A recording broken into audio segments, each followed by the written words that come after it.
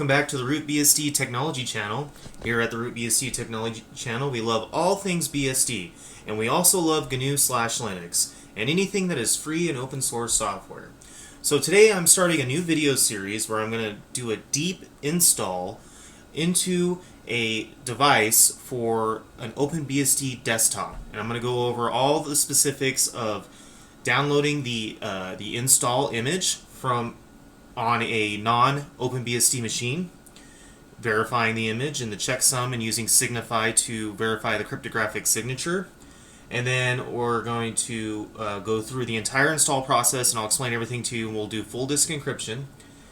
And afterwards, I'm going to show you how to set up the machine for desktop usage and go over just setting up the my workflow, what I like, but mostly just focusing on the performance side, the little bit of tweaks we have to do for controlling the heat and the CPU frequency using OpenBSD frequency utils, and I'll show you that here in a second.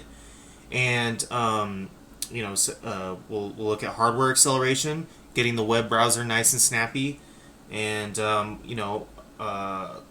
all the stuff that would be associated with just having a nice, comfy OpenBSD desktop. And my target machine will be a ThinkPad T420. Now, not all devices run OpenBSD perfectly. Most ThinkPads will, up to the X1 Carbon series. And if you're interested in trying to figure out what kind of machine you would want to get to run OpenBSD, I would just say, definitely just start out with a refurbished ThinkPad from from eBay or your local computer store if you can find one that's in good condition. It's nice. I generally recommend using a SSD like a Samsung 1 terabyte or 2 terabyte Evo SSD. Works really well. And you want about 8 gigabytes of memory in that machine. Just for comfiness. But it can do fine on 4 gigabytes if that's all you can find. But if you're also interested in looking at other models, if you go over to Joshua Steen, jcs.org, he has a really neat list of different laptops and devices. Here's a Microsoft Surface Go 2, and he goes over in each of these articles what is working and what isn't working. So AC adapter yes, ambient light sensor no, Bluetooth no. And if you want to get Bluetooth working at OpenBSD, you can always use a USB dongle. And he has all these different, like the Huawei MateBook, even though some people might have issue with Huawei. Framework laptop, he's has had OpenBSD working on that. And you can go through these and just see which would be the best fit for you. Even the Chromebook Pixel. I know this was a while back. Let's see here. The Chromebook Pixel. So audio is not working on that though, so that would probably be an issue. So that you definitely want to read the entire article and go to the end for device support and see what's working properly on the devices. And also he did do a he did a OpenBSD fanless desktop. Let's see if he's got that article on there. If not, I can just go back. There we go. So he built a fanless OpenBSD desktop, and you can look at that for a build of a PC if you're interested. He has an AMD Ryzen on here, and let's see, 16 gigabytes of RAM. So he got all this working, and he also is nice and temperature efficient. And also you can also check out Zany. Zany is a OpenBSD desktop enthusiast.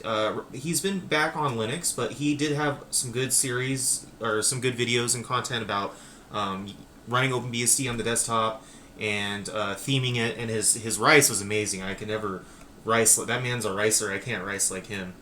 But definitely this setup worked. An AMD Ryzen 5700G, 32 gigabytes of RAM. AMD RX 6600 XT. Yes, a lot of the newer AMD Radeons are working with OpenBSD now. They're starting to introduce a lot more support for that. NVIDIA does not work with OpenBSD. I'll just straight up if you own an NVIDIA, I apologize, but it doesn't work, and you should just don't spend money on NVIDIA. Just go AMD for graphics cards. And the thing was, is he stopped using OpenBSD because he was having a heat issue. Well, at the time I didn't know this, but there was a commit upstream to the kernel to have OpenBSD use the maximum amount of CPU at all times.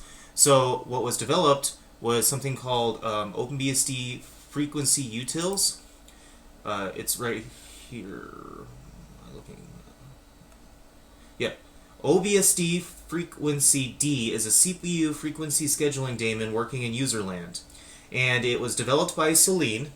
And what you do is you run this daemon, and it will you can specify what the max temperature you want the PC or the laptop to run in when it's either plugged in or is charging. And we're going to go through setting that up on the laptop. And my target was 60 on battery and 65 on charger, because I looked into this, and anything under 70 degrees Celsius is perfectly fine. It won't harm the CPU. If you want to go lower, like well, this is of course this device right here, this ThinkPad 420. This is an old device. It's back from like 2013, I believe. And I did just do a new what's it called, thermal paste job on the heatsink. So it has new thermal paste.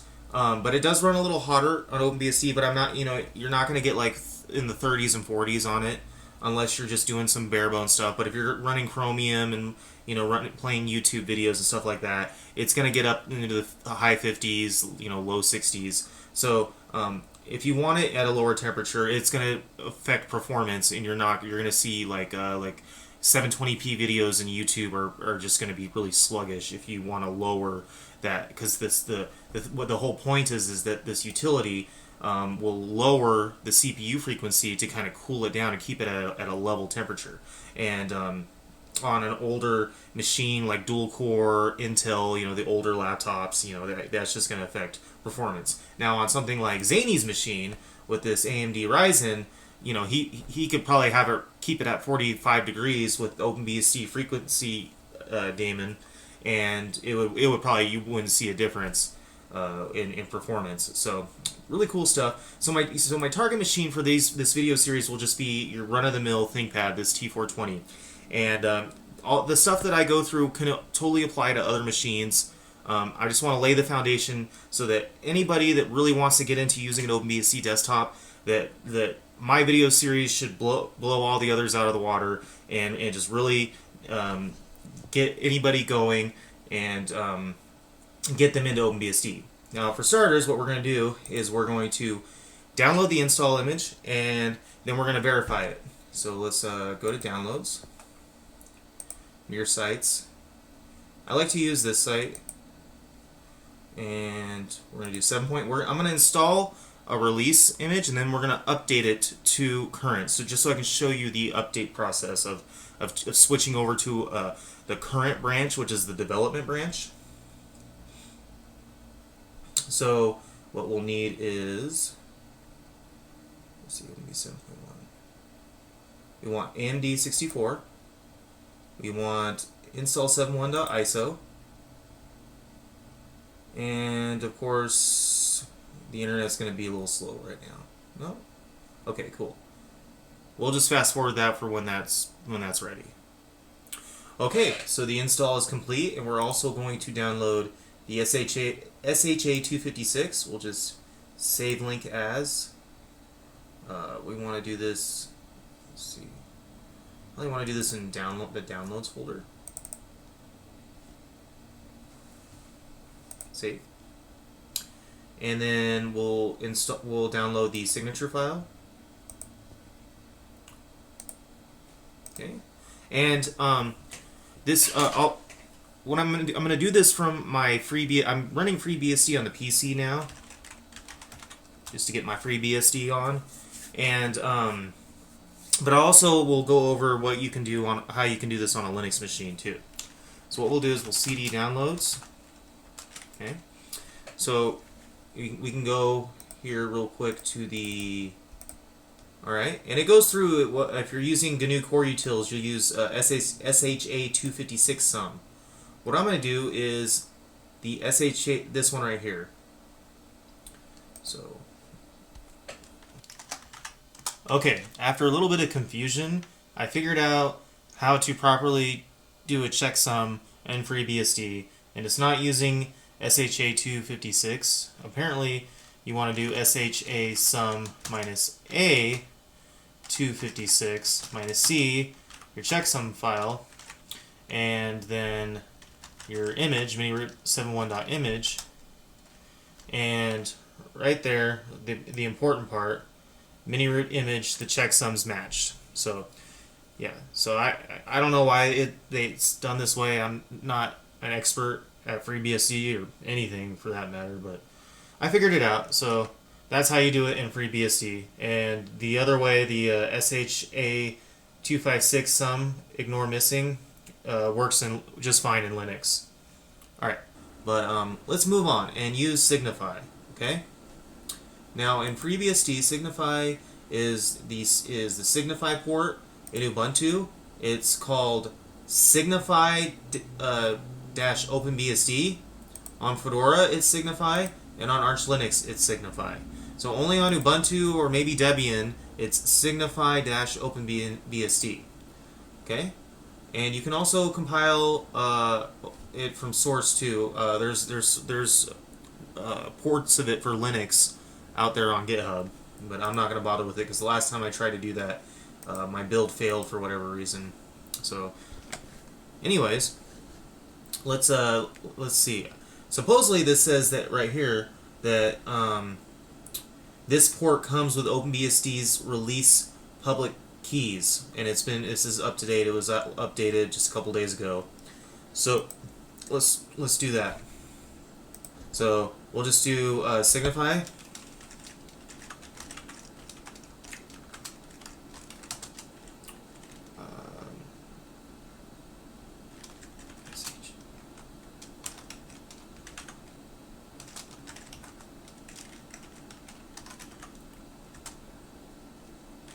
Did I not install it? Oh, I didn't. I forgot to install it.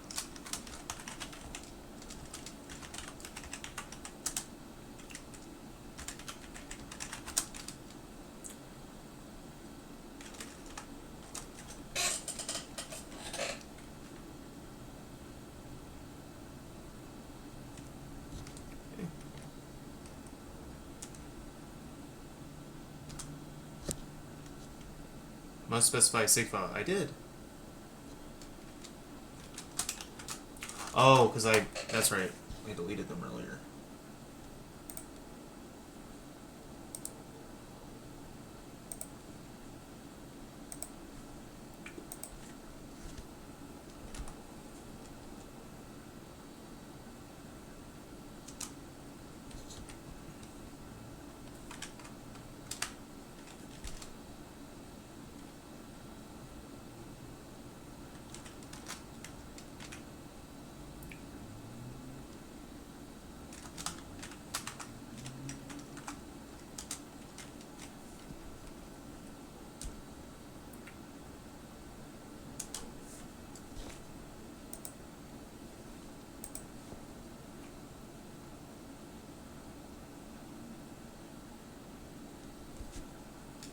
Okay. I'm not gonna use right. Dang mouse. Keeps getting wiggled. Oh, I need to specify where the pub is. So I'm assuming that would be in like user, local, share, signify, no? User, local, signify, no? User, local, etc. Signify. User, local, etc. Signify. Let's see, OpenBSD 6.9. Oh, they don't even have the 7.1 in base. Okay, all right, hold on. All right, so we need to download the public key. So. Okay, we can just do this all from the downloads folder, okay? Bear with me, I'm totally just screwing this up. Oh my god, hate myself. Okay, Signify.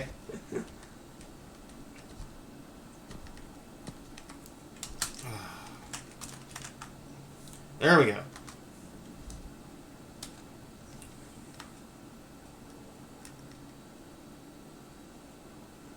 Oh, minus X. There we go.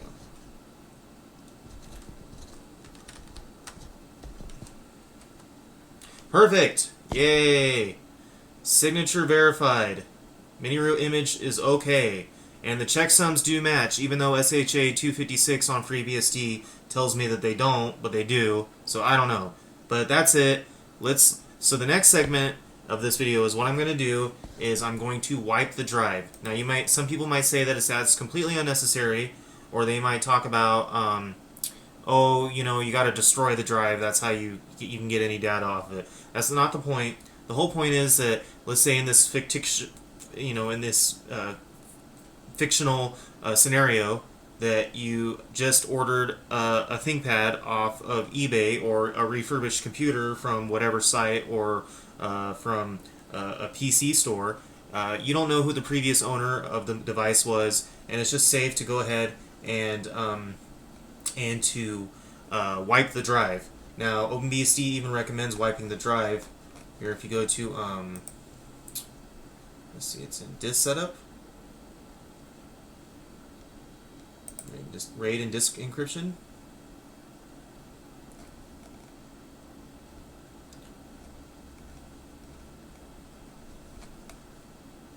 So if you go to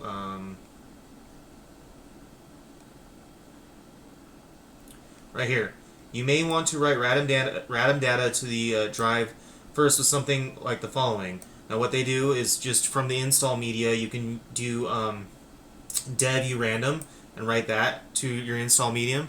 So you just say, whatever data was on there before, let's say it's a used drive, that you completely wipe it completely clean. Now what I'm going to do though is I'm going to use an Arch Linux ISO, and I'm going to show you a cool method of doing this using Arch Linux Live ISO using OpenSSL, because OpenSSL isn't packed into the OpenBSD installer, and you can use OpenSSL to write cryptographic data to the drive, and it's just much faster than doing this. So it's a really neat method. I just want to show you guys it really quick, and then after that we'll get into the install process. Alright, bye. Okay, so we are booted into a current Arch Linux ISO, and I typed the command lsblk for list block devices. Now the drive I'm targeting is not SDA, that's the mechanical hard drive I have on this laptop, but the SSD, I have a Kingston SSD, that's going to be dev SDB. So the command is going to be device equals, and I'll put a link in the description for this command. So we want dev SDB, and don't mix that up if you have multiple drives. You can overwrite useful data. Luckily, I have all my data backed up to a external hard drive, so there's not going to be any kind of data loss here. I believe it's this one. No? Okay, hold on. It's been a while since I've done something like this, but I'm trying to broaden my horizons. It's this one? No, it's this one. No? How do you do okay, device equals dev SDB. Okay. Pass equals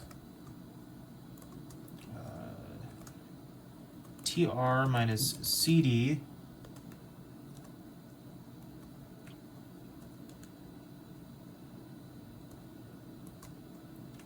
all num. This is a total show-off command if you want to show this off to your friends.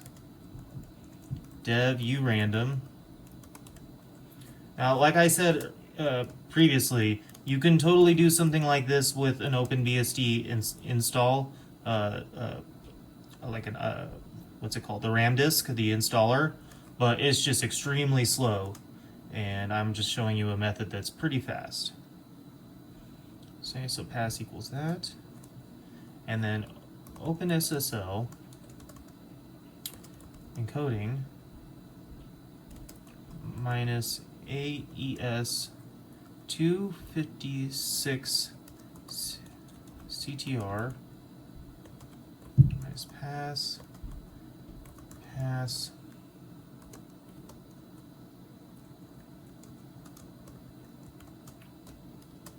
no salt. And I believe the last time I did this, it came up with an error with the no salt. I might have to change that to 0. Oh, that's just like that. Dev 0, pipe it into DD. So we're taking OpenSSL encryption and we are piping it into DD. OBS equals 64K, capital K. IBS equals 4K.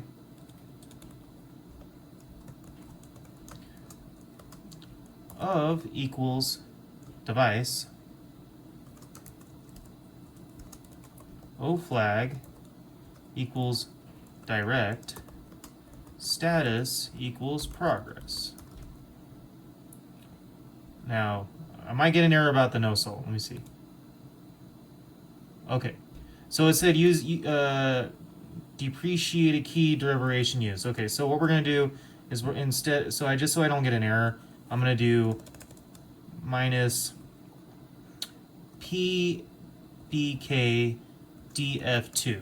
Okay, so I hope you can see that. If you have to, I'll put a link in the description for this command. And if you don't want to see the error message, use the PBKDF2 flag. All right, and let's see how long this takes. This is a 223 gig SSD, so not a very big SSD. So, okay, and I'll fast forward this for you. All right, and we finished. That took a total of 1 hour 19 minutes to do. So that was 223.6 gigabytes. So just imagine, for a 1 terabyte SSD, it would take obviously 4 times that amount. So probably about close to 5 hours. So it'd be something you'd want to set before you go to work or when you go to sleep, just have it run throughout the night. But yeah, we're finished, and I'm going to go ahead and end this video. Our next video, we will be installing OpenBSD. I'm going to install OpenBSD 7.1, and after the install, I will upgrade it to the current branch. So, and just in case somebody might say in the comment section, why don't you just install Arch Linux? Isn't it better? Well, the whole point of this video series is to install OpenBSD, and a lot of my videos have been about the security benefits and the engineering benefits and the design benefits of using OpenBSD. But yes, obviously Linux and FreeBSD in the area of performance are much faster than OpenBSD. I have used Arch Linux on this laptop before, and it's only slightly faster than OpenBSD, not that much. By the time I get everything set up, you'll see that OpenBSD is not really that slow. They do value or put as a priority the security and the engineering over the performance. Performance is not the first priority in the development of OpenBSD. So it will run just a teeny bit slower, but for the most part, it's barely noticeable. It's not anything like extreme. An OpenBSD desktop, once I get done with it, is really snappy. It's really responsive. It streams video just fine. We'll get no screen tearing. The only difference is that it runs a little hotter. It's going to run, Arch Linux on this laptop kind of averages out in the 40s, like about 45 to like 52. On here, it'll be about anywhere from 55 to 60. So it's about, like anywhere from 8 to 10 degrees hotter, and the fan will run a lot more. But that's fine. It's not that big of a deal to me as long as there's a tool that we can use to keep it at 55 degrees, 60 max when it's running at a heavier load or it's streaming, which is fine for an older laptop. This is a 2013 model ThinkPad. I just did a new, what's it called? I did a new thermal paste job on the CPU with some nice high quality thermal paste. So it's about as good as it gets for this old of a model. You know, newer ThinkPads or PCs will run a lot cooler and run a lot faster, obviously. So keep that in mind. All right, have a good night. RootBSD out.